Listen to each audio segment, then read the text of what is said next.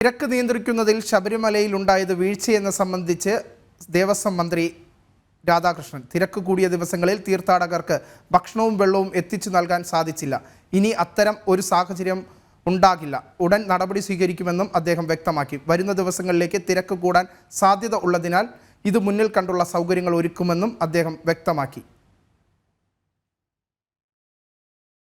വിവിധ വകുപ്പുകളുടെ ഏകോപനം ഇല്ലാത്തതുമൂലം ശബരിമലയിൽ ഒരാഴ്ചയോളം ഉണ്ടായിരുന്ന അനിയന്ത്രിതമായ തിരക്ക് നിയന്ത്രിക്കുന്നതിൽ സർക്കാർ സംവിധാനങ്ങൾ പൂർണ്ണമായും പരാജയപ്പെട്ടു എന്ന വലിയ വിമർശനമാണ് ഉയരുന്നത്. ഈ സാഹചര്യത്തിൽ കൂടിയാണ് ഇന്ന് ശബരിമലയിൽ അവലോകന യോഗത്തിനായി എത്തിയ ദേവസ്വം മന്ത്രി കെ രാധാകൃഷ്ണന്റെ ഈ തുറന്നു പറച്ചിൽ. നമ്മുടെ സീസൺ ആരംഭിച്ചതിന് ശേഷം സ്മൂത്തായിട്ടാണ് കാര്യങ്ങൾ പോയിരുന്നത്. 7, 8, 9, 10 തീയതികളിലായപ്പോഴേക്കും പ്രത്യേകിച്ചും ഹോളിഡേ ആയതുകൊണ്ട് ഭക്തജന തിരക്ക് വല്ലാതെ വർദ്ധിച്ചു. അങ്ങനെ വർദ്ധിച്ചു വന്ന ഭക്തജന തിരക്കാണ് വലിയ രീതിയിലുള്ള പ്രയാസങ്ങളുണ്ടാക്കി എന്നുള്ള പ്രചാരവേലകൾ സംഘടിപ്പിക്കുക. അപ്പം അതിൻ്റെ അടിസ്ഥാനത്തിൽ നമ്മൾ അത് പരിശോധിക്കുകയുണ്ടായി. ഈ പറയുന്നതിൽ എന്തെങ്കിലും യാഥാർത്ഥ്യമുണ്ടോ, അല്ലെങ്കിൽ ഈ പറയുന്നതിൽ ശരിയുണ്ടോ എന്നൊക്കെ പരിശോധിച്ചുകൊണ്ട് തന്നെയാണ് അത് പരിഹരിക്കാൻ വേണ്ടിയുള്ള വലിയ ഇടപെടൽ പിന്നീട് നടത്തുകയുണ്ടായി.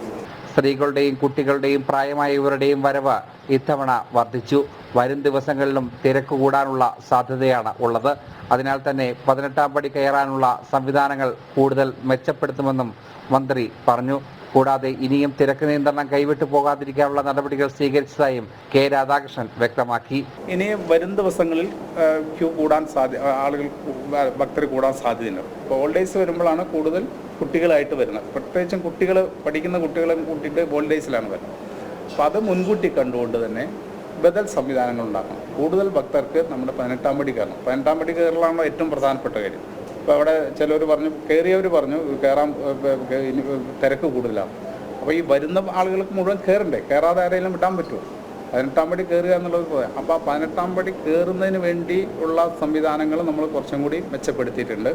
ഇപ്പോൾ ഫ്ലോ കുറച്ചും കൂടി കൂടിയിട്ടുണ്ട്. അത് കൂടുതൽ മെച്ചപ്പെടുത്താൻ വേണ്ടിയുള്ള തീരുമാനം ഇപ്പോൾ ഇന്ന് തന്ത്രിയായിട്ടും മേൽശാന്തിയായിട്ടും ഒക്കെ തന്നെ ചർച്ച ചെയ്തിട്ടുണ്ട്. ഞങ്ങളെല്ലാവരും കൂടിയാണ് ചർച്ച ചെയ്തത്. ദേവസ്വം ബോർഡ് പ്രസിഡന്റും വിവിധ വകുപ്പ് ഉദ്യോഗസ്ഥരും രാവിലെ സന്നിധാനത്ത് ചേർന്ന അവലോകന യോഗത്തിൽ പങ്കെടുത്തു.